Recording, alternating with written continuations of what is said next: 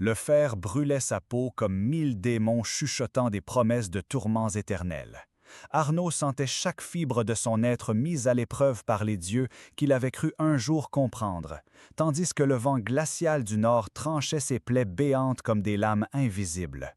L'odeur métallique du sang se mêlait à l'arôme salé de la mer qui se fracassait contre les rochers, créant une symphonie cruelle qui résonnait dans ses oreilles comme un chant funèbre. Ses mains, autrefois fermes sur le manche de la hache, tremblaient maintenant, attachées aux chaînes qui le maintenaient suspendu entre la terre et le ciel, entre la vie et quelque chose qu'il n'osait nommer. Le soleil d'hiver, pâle et lointain, semblait se moquer de son sort à travers les nuages chargés qui s'accumulaient comme de sombres présages au-dessus des fjords. Même face à tout cela, sa foi ne vacilla pas. Mais comment en était-il arrivé là, à ce point où ses propres frères de sang étaient devenus ses bourreaux? L'histoire d'Arnaud avait commencé dans les brumes dorées de sa jeunesse, lorsque les salles de Ribes résonnaient encore des chants des Skaldes et que le cliquetis des coupes d'hydromel célébrait chaque victoire sur les mers déchaînées. Fils de Ragnar, le loup du Nord, il avait grandi parmi les légendes vivantes qui peuplaient les grands halls, respirant l'air épais de fumée de pain et de sueur masculine qui imprégnaient chaque bois sculpté de runes ancestrales. Son enfance avait été bercée par le rythme des marteaux dans la forge où les meilleurs artisans nordiques forgeaient non seulement des armes, mais des destins. L'odeur du fer chauffé se mêlait à l'arôme du poisson fumé et de la viande rôtie, créant une atmosphère qui définissait le concept même de foyer dans son jeune esprit. Arnaud avait appris tôt que l'honneur ne se mesurait pas seulement par la bravoure au combat, mais par la capacité à tenir parole, même lorsque les vents de la fortune changeaient de direction, comme les voiles des dracars qui fendaient les eaux glacées de l'Atlantique Nord.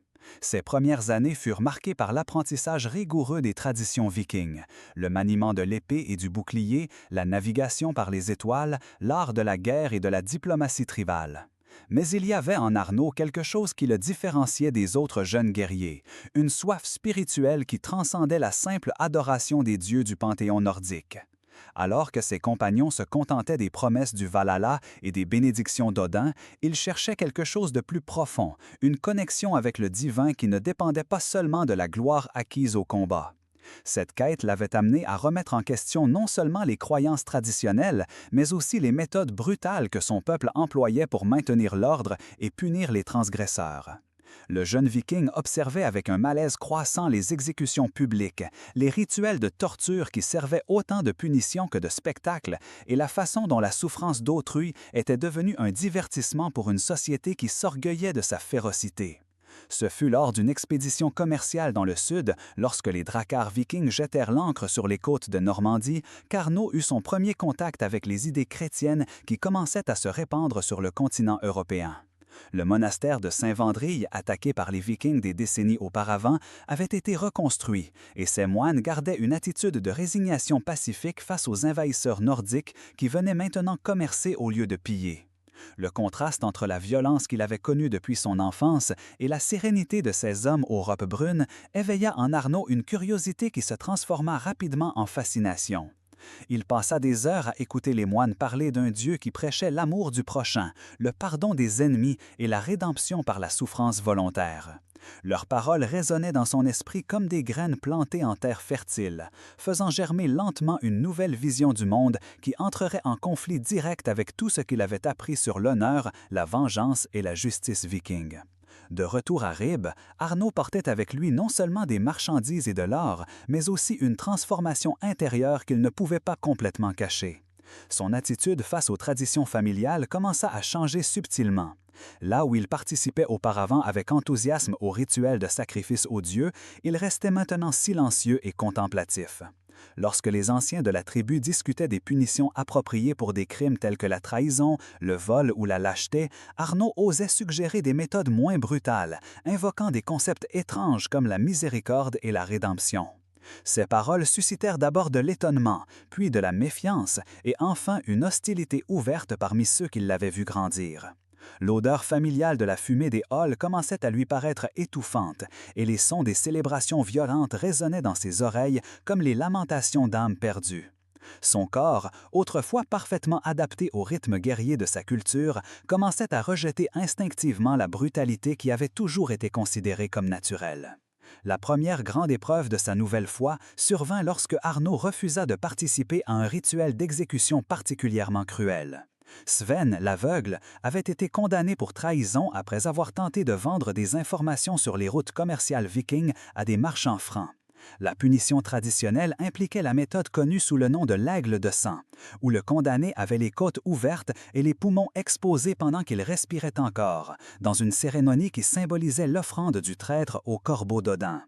Arnaud, qui jusqu'alors avait assisté à des dizaines d'exécutions similaires sans les remettre en question, lors d'une réunion d'urgence du conseil tribal, il proposa que la sentence soit modifiée. Au lieu de poursuivre la torture physique, Arnaud serait condamné à un exil perpétuel, banni des terres vikings et interdit d'y revenir sous peine de mort immédiate. Cette solution offrait une issue honorable aux deux camps. Le chef maintenait son autorité sans avoir à admettre sa défaite, tandis que son fils gardait la vie et la possibilité de pratiquer ses croyances en terres lointaines. Cependant, la proposition fut accueillie avec résistance par les éléments les plus conservateurs de la tribu, qui argumentaient que laisser un hérétique échapper à un châtiment complet créerait un dangereux précédent pour les futurs dissidents. La tension politique, qui avait commencé comme un conflit familial, menaçait désormais de diviser toute la structure sociale de la communauté. C'est alors qu'Arnaud, dans un geste qui surprit même ses plus fidèles soutiens, refusa l'offre d'exil. Sa voix, bien qu'affaiblie par la torture prolongée, résonna à travers le cercle sacré avec une détermination sans équivoque. Il n'abandonnerait pas sa terre natale ni ne renoncerait à ses croyances. Si les dieux vikings existaient et approuvaient les méthodes brutales de justice de leur peuple, alors ils auraient le pouvoir de le briser. S'ils n'y parvenaient pas, cela démontrerait qu'une force supérieure œuvrait dans sa vie. Cette déclaration transforma ce qui était un rituel de punition en une épreuve théologique publique, où non seulement la foi d'Arnaud était mise à l'épreuve, mais aussi la validité même du système de croyance viking. Le jeune homme avait réussi à inverser la dynamique du pouvoir, se transformant de victime en protagoniste d'un drame spirituel qui transcendait les intentions initiales de ses bourreaux. Son corps était fragile, mais son âme était déjà éternelle. Cette phrase, qu'Arnaud murmura durant une des nuits les plus froides de son épreuve, fut entendue par une enfant qui s'était approchée du cercle sacré, mue par la curiosité enfantine. L'enfant répéta les paroles à sa mère, qui les partagea avec d'autres femmes, et bientôt la phrase se répandit dans la communauté comme une semence d'espoir plantée en terre aride. Les mots portaient la promesse qu'il existe quelque chose dans l'expérience humaine qui transcende la douleur physique, quelque chose que même les formes les plus extrêmes de torture ne peuvent atteindre ni détruire. Pour une culture qui avait bâti son identité sur la glorification de la force physique et de la résistance corporelle, cette idée représentait une révolution conceptuelle qui remettait en question les fondements mêmes de sa vision du monde. Arnaud avait réussi ce qu'aucun ennemi extérieur n'avait jamais accompli: forcer les Vikings à remettre en question non seulement leurs méthodes, mais aussi leurs croyances les plus profondes sur la nature de la vraie force. Le climax de l'épreuve arriva au 10e jour, lorsqu'un orage particulièrement violent s'abattit sur la région. Des vents de force ouragan balayèrent le cercle sacré et la neige tombait horizontalement, créant des conditions dangereuses même pour les spectateurs protégés par des vêtements chauds et des abris temporaires. Arnaud, exposé aux éléments dans sa presque nudité, aurait dû succomber aux conditions climatiques extrêmes. Cependant, des témoins rapportèrent plus tard qu'il avait non seulement survécu à la tempête, mais qu'il en avait semblé tirer une certaine force spirituelle. Son corps, qui aurait dû être brisé par le froid et le vent, resta droit et conscient, et sa voix continuait d'être audible même par-dessus le hurlement de la tempête. Il chanta toute la nuit, des hymnes chrétiens qu'il avait appris mêlés à des mélodies traditionnelles vikings, créant une synthèse musicale qui symbolisait la fusion des cultures qui s'opérait en son âme. Lorsque l'aube arriva enfin et que la tempête se calma, Arnaud était encore vivant, encore conscient, et il refusait toujours de renoncer à ses croyances. Cet événement final fut interprété par beaucoup comme une intervention divine incontestable. Même les plus fervents sceptiques furent forcés d'admettre qu'ils avaient assisté à quelque chose qui transcendait les lois naturelles connues. Ragnar, confronté à la preuve qu'aucun pouvoir humain ne pouvait briser la volonté de son fils, prit enfin la décision qu'il avait évitée si longtemps. Il ordonna que les cordes soient coupées et qu'Arnaud soit libéré. Cependant, cette libération ne signifiait pas pardon ni acceptation. Elle signifiait la reconnaissance que le conflit avait atteint un niveau qui dépassait la juridiction de la justice tribale. Arnaud fut déclaré touché par les dieux, une désignation ambiguë qui pouvait être interprétée à la fois comme une bénédiction et comme une malédiction, mais qui le plaçait dans une catégorie spéciale qui le rendait intouchable par la justice ordinaire. Il serait libre de rester dans la communauté, mais comme un étranger spirituel, quelqu'un qui avait transcendé les catégories normales de l'expérience viking. Ce que le monde tenta d'effacer est devenu éternel.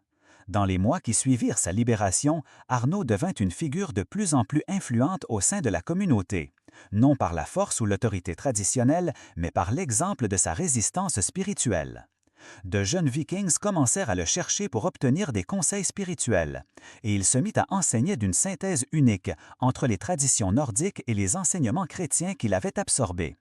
Sa maison devint un lieu de pèlerinage informel, où les gens venaient chercher la guérison non seulement pour les maladies physiques, mais aussi pour les blessures de l'âme que la culture viking traditionnelle ne pouvait pas traiter. Ragnar lui-même, bien qu'il ne l'ait jamais admis publiquement, commença à consulter son fils sur des questions dépassant la politique tribale, reconnaissant qu'Arnaud avait acquis une sagesse inaccessible par les canaux traditionnels de connaissance. La transformation d'Arnaud eut des répercussions qui dépassèrent largement sa tribu natale. Des marchands vikings qui visitaient Ribe rapportèrent des histoires sur ce jeune homme qui avait résisté à des tortures extrêmes grâce à sa foi en un dieu étranger. Et ces histoires se répandirent le long des routes commerciales comme des semences emportées par le vent.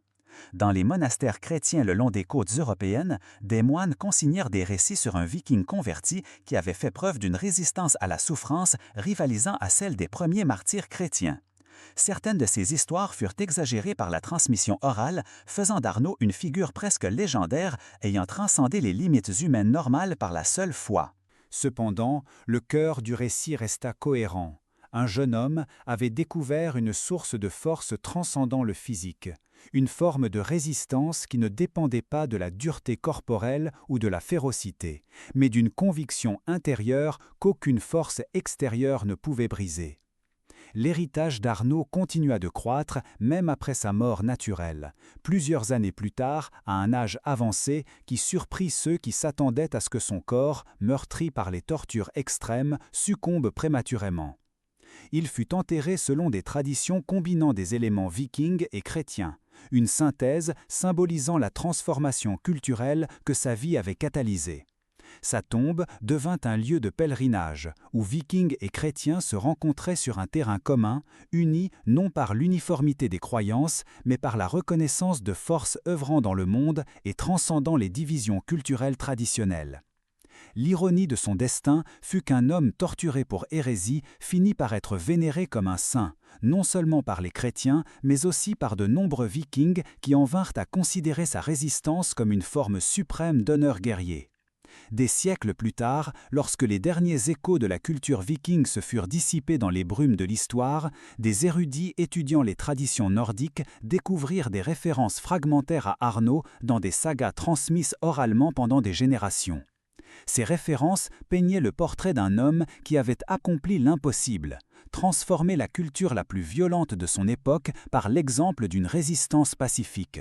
Son histoire devint un témoignage de la capacité humaine à transcender les limites de son contexte culturel, à trouver la force dans la vulnérabilité et à découvrir des vérités universelles même dans les circonstances les plus particulières. Les méthodes de torture qui lui avaient été infligées furent progressivement abandonnées, non parce qu'elles furent formellement interdites, mais parce qu'elles perdirent leur efficacité psychologique dans une culture qui avait commencé à se demander si la force physique représentait réellement la forme suprême du pouvoir humain. Le paradoxe final de l'histoire d'Arnaud est qu'il réussit à vaincre ses ennemis non par la résistance, mais par l'acceptation, non par la force, mais par la vulnérabilité, non par la paix. Sa vie devint une démonstration pratique qu'il existe des formes de pouvoir transcendant la coercition physique, des formes de victoire qui ne dépendent pas de la défaite de l'adversaire. Les Vikings, qui avaient tenté de briser sa foi par la torture extrême, virent finalement leurs propres croyances transformées par l'exemple de sa résistance. La culture qui avait engendré les méthodes de punition les plus cruelles de l'époque médiévale finit par produire aussi un exemple de transcendance spirituelle rivalisant avec tout ce que l'on trouvait dans les traditions mystiques les plus raffinées. Arnaud avait prouvé que, même dans les circonstances les plus extrêmes, l'âme humaine possède des ressources qu'aucune force extérieure ne peut épuiser, et qu'il faut parfois descendre dans les profondeurs de la souffrance pour découvrir les sommets de sa propre spiritualité. Ainsi, l'histoire qui commença par le bruit des chaînes et l'odeur du sang se termina par le murmure des prières et le parfum de l'encens. Arnaud, le jeune viking condamné par les méthodes les plus cruelles que sa culture connaissait, devint le catalyseur d'une transformation qu'aucun conquérant extérieur n'avait réussi à provoquer. Sa résistance brisa non seulement les chaînes qui le retenaient au cercle sacré, mais aussi les chaînes mentales qui maintenaient sa culture prisonnière de cycles perpétuels de violence et de vengeance. Les instruments de torture forgés pour détruire sa foi finirent par devenir les moyens mêmes par lesquels cette foi se manifesta de façon plus pure et plus puissante. Dans les années qui suivirent, lorsque d'autres jeunes vikings se trouvèrent face à des choix difficiles entre la conformité et la conscience, ils se souvinrent d'Arnaud suspendu entre le ciel et la terre, chantant des hymnes dans une tempête de neige, et trouvèrent le courage de suivre leur propre voie spirituelle. Son histoire devint un rappel que la vraie force ne se mesure pas à la capacité d'infliger la souffrance, mais à la capacité de la transcender. Les cicatrices qui marquèrent son corps physique devinrent les symboles d'une victoire qui ne dépendait pas de la perfection extérieure, mais de l'intégrité intérieure. Il avait découvert qu'il est possible d'être brisé en 1000 morceaux et de rester entier, de tout perdre et de ne rien perdre de vraiment important. A mayor ironía de sua jornada foi que los métodos de punición destinados a apagar su memoria de la terra acabaron por immortalizarla na consciência colectiva de seu pueblo. Ce qui devait être la fin de son influence devint le début de sa transformation en légende. Les Vikings, qui avaient perfectionné l'art de la torture physique, découvrirent par Arnaud qu'il existait des domaines de l'expérience humaine qu'aucune technique de coercition ne pouvait atteindre. Sa foi, mise à l'épreuve par les méthodes les plus extrêmes que la cruauté humaine pouvait concevoir, émergea non seulement intacte, mais purifiée et fortifiée par le processus même qui devait la détruire. Le jeune homme avait transformé sa souffrance en sacrement, sa douleur en prière et sa torture en triomphe spirituel. Lorsque le vent glacial du nord souffle sur les fjords vides où autrefois résonnaient les cris de ces épreuves, on peut encore aujourd'hui, selon les habitants, l'odeur lointaine de chants qui transcendent le temps et l'espace. Arnaud avait accompli quelque chose qu'aucun guerrier viking n'avait jamais conquis, la victoire sur la mort elle-même, non par la force des armes, mais par la force de la foi. Son histoire demeure un témoignage que même dans les ténèbres les plus profondes de la cruauté humaine, il existe toujours une lumière qu'aucune tempête ne peut éteindre, une espérance qu'aucune souffrance ne peut anéantir et une vérité qu'aucune torture ne peut détruire.